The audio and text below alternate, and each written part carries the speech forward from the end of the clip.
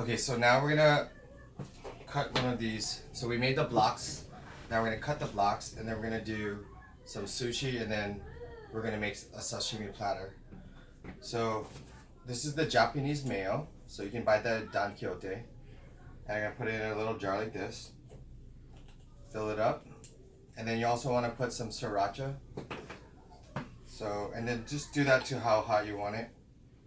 So you can see it's all filled. And now I'll just put a little sesame seed oil. And then just make sure everything's cut.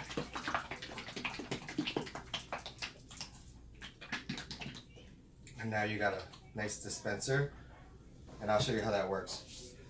Okay, so with the block, I've kind of trimmed it so you can look how clean it is. And it's really important to have a sharp knife so you can get these, it's not like hacked.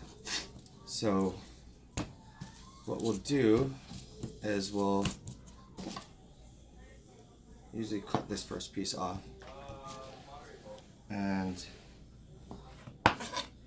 just come like this for the sashimi.